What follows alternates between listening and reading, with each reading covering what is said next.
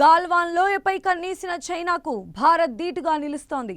Dragon ఎన్ని కుట్రలకు పాల్పడుతున్నా భారత్ పట్టు కోల్పోవడం లేదు. రక్షణ రంగంలో చైనా ఎంతో ముందుంది. సైనిక బలాల్లో భారత్ కంటే బలంగా కనిపిస్తోంది. కానీ 1962లో మాదిరిగా భారత్ను ఎదుర్కొనేంత సీన్ చైనాకు లేదా? అంకెల కంటే గుండె బలమే ప్రధానమా? బలగాల కంటే వ్యూహాలే కీలకమా? పర్వత శ్రేణుల్లో పోరాటంలో భారత్కు అనుభవం కలిసొస్తుందా?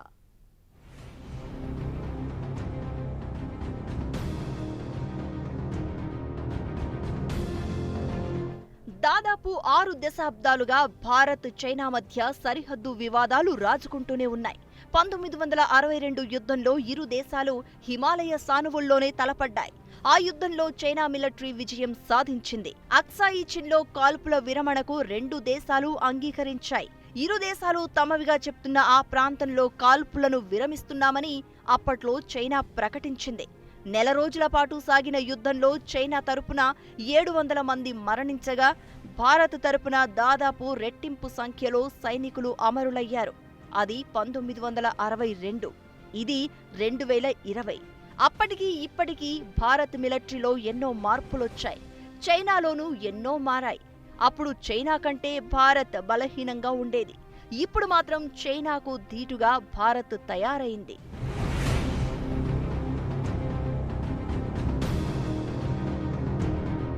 మిలిటరీ పరంగా చైనాకు అడ్వాంటేజ్ ఉన్నట్లు కనిపిస్తున్నా పర్వత శ్రేణుల్లో మాత్రం భారత బలగాలదే పై చేయవుతుందని బోస్టన్లో హార్వర్డ్ కెనడీ స్కూల్ ఆఫ్ గవర్నమెంట్లోని బెల్ఫేర్ సెంటర్, వాషింగ్టన్లోని న్యూ అమెరికన్ సెక్యూరిటీ సెంటర్ చేపట్టిన సర్వేలో తేలింది.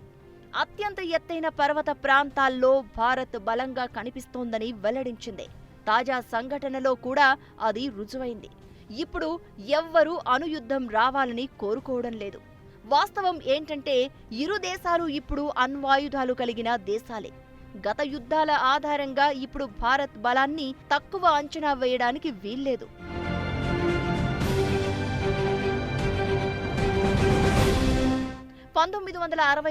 ఇండో చైనా యుద్ధం తర్వాత 1964లో చైనా అణ్వాయుధ దేశంగా మారితే 1974లో భారత్ కూడా అణ్వస్త్ర శక్తిగా మారింది. Stockholm international peace research institute విడుదల చేసిన గణాంకాల ప్రకారం చైనా వద్ద సుమారు 320 అణు వార్ హెడ్స్ ఉంటే భారత్ దగ్గర 150 వరకు ఉన్నాయి. గడిచిన ఏడాదిలో చైనా 40 వార్ హెడ్స్ సమకూర్చుకుంటే భారత్ 10ని సిద్ధం చేసుకుంది. ఆయుధ సంపత్తిలో చైనా మన దేశం కంటే కాస్త ముందంజలో ఉంది. 2 దేశాలకు మిసైళ్లు, బాంబర్లు, సబ్మెరైన్లు పెద్ద సంఖ్యలోనే ఉన్నాయి. అణ్వస్త్రాలను ముందుగా వాడకూడదనే విధానానికి ఇరు దేశాలు కట్టుబడి ఉన్నాయి. అంటే ఏ దేశమైనా ఒకవేళ అణ్వాయుధాన్ని వాడితే ప్రతిఘటించేందుకు మాత్రమే మరో దేశం వాడుతుంది.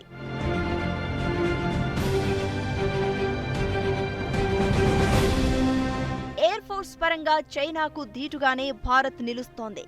భారత్కు 270 ఫైటర్ జెట్స్ ఉన్నాయి.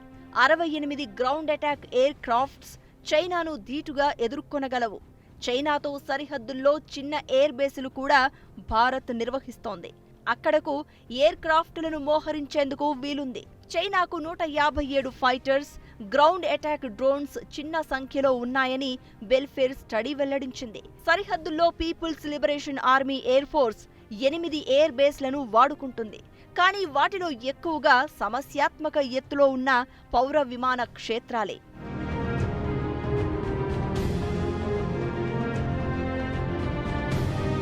పర్వత శ్రేణుల్లో యుద్ధాలకు వైమానిక దళాలదే కీలక పాత్ర. కానీ అత్యంత ఎత్తైన ప్రదేశాలైన టిబెట్, జిన్జియాంగ్ ఎయిర్ బేసుల్లో భౌగోళిక, వాతావరణ పరిస్థితులు అంత అనుకూలంగా ఉండవు. దీంతో చైనా వైమానిక దళాలు పర్వత శ్రేణుల్లో తక్కువ ప్రభావాన్నే చూపించే అవకాశం ఉంటుంది. గాల్లోనే ఇంధనం నింపుకునే అవకాశం ఉంటేనే చైనాకు ఈ ప్రాంతంలో ఆధిపత్యం చెలాయించేందుకు వీలుంటుంది. కానీ ఆ దేశానికి గాల్లో ఇంధనం నింపేందుకు అవసరమైన ట్యాంకర్లు లేవని వెల్ఫేర్ స్టడీ చెప్తోంది. ఈ ప్రాంతంలో ఇండియాకు చెందిన మిరాజ్ 2000, సుఖోయ్, Su-30 జెట్స్ ప్రభావవంతంగా పనిచేస్తాయి. కానీ చైనాకు చెందిన J-10, J-11, Su-27 ఫైటర్స్ పర్వత ప్రాంతంలో ఒక మాదిరిగానే పనిచేస్తాయి.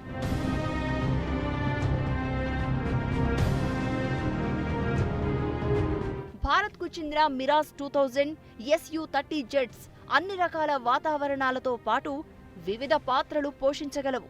కానీ చైనా దగ్గర ఉన్న వాటిలో ఒక్క J-10 ఫైటర్కే ఆ సామర్థ్యం ఉంది. గత ఏడాది సరిహద్దుల్లో ఎయిర్ బేస్ కూడా భారత్ ఏర్పాటు చేసుకుంది. వీటన్నింటినీ పరిశీలించిన తర్వాత పీపుల్స్ లిబరేషన్ ఆర్మీ ఒకవేళ యుద్ధానికి సిద్ధమైతే ఎదుర్కొనేందుకు భారత్ దగ్గర అన్ని అస్త్రాలు ఉన్నాయని ఆ స్టడీ చెప్తోంది. కమ్యూనికేషన్, ఎయిర్ డిఫెన్స్ రంగాల్లో భారత్ ముందంజలోనే ఉందంటున్నారు. అమెరికా నుంచి ముప్పు ఉందనే ఉద్దేశంతో చైనా తన తూర్పు, దక్షిణ ప్రాంతాలపైనే ఎక్కువగా దృష్టి సారించింది. అదే సమయంలో హిమాలయాల వైపు అశ్రద్ధ వహించింది. ఇది భారత్కు బాగా కలిసొచ్చే అంశంగా చెప్తున్నారు.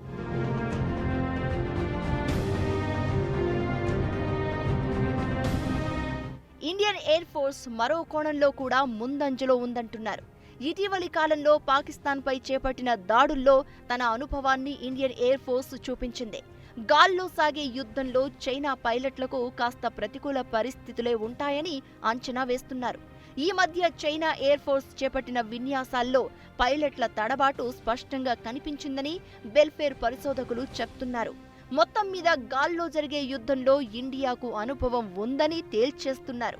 ఇదే సమయంలో భూమిపై జరిగే యుద్ధంలో కూడా ఇటీవలి కాలంలో భారత్కు మంచి అనుభవాలే ఉన్నాయని లెక్కలేస్తున్నారు. కశ్మీర్తో పాటు వివిధ ప్రాంతాల్లో పాకిస్తాన్తో జరిగిన ఘర్షణల్లో భారత్ ఆరితేరిపోయింది.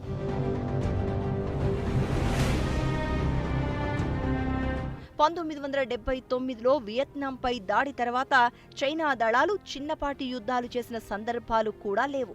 సరిహద్దుల్లో నిత్యం పాకిస్తాన్తో జరిగే కాల్పులు భారత్ను యుద్ధరంగంలో ఆరితేరేలా చేసిందని విశ్లేషిస్తున్నారు. కంబోడియాపైకి వియత్నాం దండెత్తినప్పుడు చైనా రంగంలోకి దిగింది. దాదాపు నెల రోజుల పాటు యుద్ధం చేసినప్పటికీ చైనా ఓడిపోయిందనే ఎక్కువ మంది చెప్తారు. వాస్తవానికి వియత్నాం బలగాలు తక్కువ సంఖ్యలోనే ఉన్నప్పటికీ అంతకుముందు అమెరికాతో సాగిన వియత్నాం యుద్ధంలో వారికి అపారమైన అనుభవం వచ్చింది. ఇక హిమాలయాల్లో భారత్కు అనుకూల పరిస్థితులే ఉంటాయని అంటున్నారు. ఈ ప్రాంతంలో చైనాకు ఇటీవలి కాలంలో యుద్ధం చేసిన అనుభవం లేదు.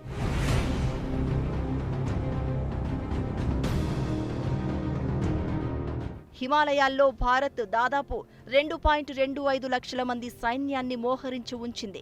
చైనాకు ఈ ప్రాంతంలో దాదాపు 2 నుంచి 2.30 లక్షల మంది సైనికులు ఉంటారు. ఈ అంకెలు కాస్త అటూ ఇటూగా ఉన్నా అన్ని బలగాలను భారత్ వైపునకు తరలించే అవకాశాలు ఉండవు. ఎందుకంటే అటు టిబెట్, మరోపక్క రష్యాతో చైనాకు సరిహద్దు సమస్యలు ఉన్నాయి. టిబెట్, రష్యా వైపు ఉన్న వారిని ఇండియా వైపు తరలించే ప్రయత్నం చేస్తే ఇండియన్ ఎయిర్ ఫోర్స్ టిబెట్ పీఠభూమి ప్రాంతంలోని హైస్పీడ్ రైల్ లైన్లను, చౌక్ పాయింట్స్లో ఉన్న పర్వత మార్గాలను ధ్వంసం చేసే అవకాశాలు ఉంటాయి. ఆ ప్రాంతంలో పూర్తి ఆధిపత్యం భారత్ బలగాలకే ఉందని అంచనాలు వేస్తున్నాయి.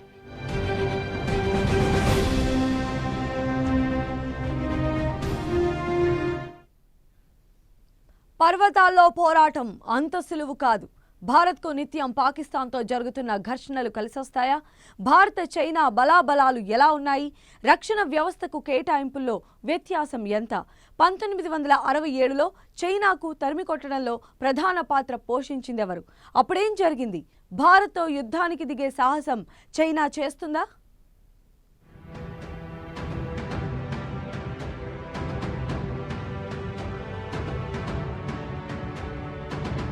నిటారుగా ఉండే లోయల్లో అత్యంత క్లిష్టమైన మార్గాల్లో యుద్ధ విమానాలను నడిపించగలిగే సామర్థ్యం భారత్ ఎయిర్ ఫోర్స్ సొంతం. చైనా పరిస్థితులు మాత్రం ఇందుకు భిన్నం. టిబెట్ పీఠభూమి ప్రాంతంలో ఉన్న చైనా మిసైళ్లతో భారత్ చెక్పోస్టులపైకి దాడులకు దిగే అవకాశాలుంటాయి. పెద్ద ఎత్తున యుద్ధం జరిగితే భారత్లోని అన్ని లక్ష్యాలను ఛేదించేందుకు సరిపడా క్షిపణులు చైనా వద్ద ఉన్నాయని చెప్తున్నారు. రోజులో భారత్కి చెందిన ఒక ఎయిర్ ఫీల్డ్ని ధ్వంసం చెయ్యాలంటే చైనాకు 220 బాలిస్టిక్ క్షిపణులు అవసరమవుతాయని అంచనా. 1000 నుంచి 1200 మిసైళ్లను వాడితే భారత్ ఎయిర్ ఫీల్డ్స్ని మూసేయడానికే చైనా దగ్గరున్న క్షిపణులు అయిపోతాయి. భారత్ కంటే ఒక్క అంశంలో మాత్రం చైనాకు అనుకూల పరిస్థితులు ఉన్నాయి. సాంకేతికంగా చైనా ముందడుగులో ఉంది. అదే సమయంలో కొత్త ఆయుధాల విషయంలోనూ ఆ దేశానికి అడ్వాంటేజ్ ఉంది. రక్షణ రంగానికి ఆ దేశం పెద్ద ఎత్తున నిధులు కేటాయిస్తోంది. వేగంగా మిలిటరీని ఆధునీకరిస్తూ ముందుకెళ్తోంది. భారత్ కంటే చైనా ఆర్థిక వ్యవస్థ 5 రెట్లు పెద్దది. దీంతో భారత్ కంటే 4 రెట్ల ఎక్కువ మొత్తాన్ని రక్షణ వ్యవస్థకు చైనా కేటాయిస్తోంది. ఇటీవల తాము సమకూర్చుకున్న తక్కువ 15 లైట్ ట్యాంకులు, 155 మిల్లీమీటర్లుండే హౌట్జర్లతో పాటు ఆయుధ సంపత్తిని చూపిస్తూ అక్కడి ప్రభుత్వ మీడియా పెద్ద ఎత్తున వార్తా కథనాలు, వీడియోలు ప్రసారం చేశాయి. 2019 లెక్కల ప్రకారం డిఫెన్స్ బలగాల కోసం చైనా $261 బిలియన్ ఖర్చు పెడుతుంటే ఇండియా $71.1 బిలియన్ వెచ్చిస్తోంది. టెక్నాలజీ పరంగా కొత్త ఆయుధాల విషయానికి వస్తే చైనా చాలా స్ట్రాంగ్. ఇరు దేశాల్లో న్యూక్లియర్ ఆయుధాలు ఉన్నప్పటికీ చైనానే అడ్వాన్స్డ్గా ఉంది. ఇండియా జాయింట్ మిలిటరీ విభాగాలైన యుఎస్, ఆస్ట్రేలియా, జపాన్, ఫ్రాన్స్లతో కలిసి పోరాడితే చైనాకు చుక్కలే. యుఎస్ ఇంటెలిజెన్స్ యుద్ధం చేసే స్పాట్లన్నింటినీ ఇండియాకు క్లియర్ పిక్చర్ ఇస్తుంది.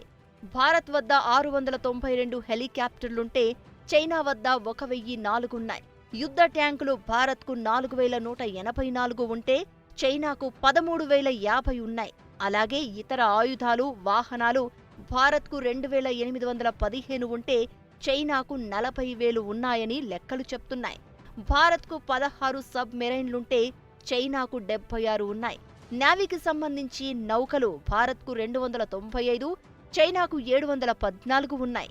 ఫైటర్స్, ఇంటర్సెప్టర్స్ భారత్కు 520, చైనాకు 1222 ఉన్నాయి. దాడులకు వినియోగించే ఎయిర్ క్రాఫ్ట్స్ భారత్కు 694, చైనాకు 1564. హెలికాప్టర్లు భారత్కు 17, చైనాకు 281 ఉన్నాయి.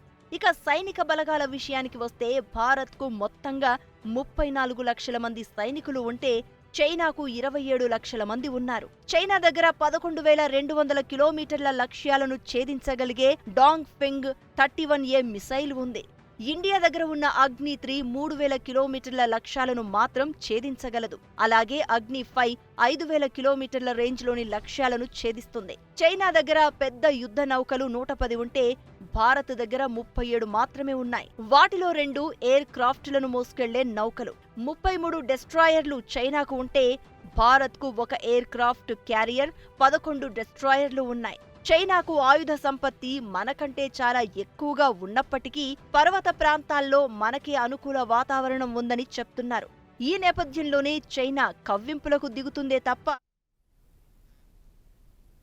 ఇది వాళ్ళ స్పెషల్ ఫోకస్. చూస్తూనే ఉండండి 10 టీవీ, జనం కోసం, నిజం కోసం.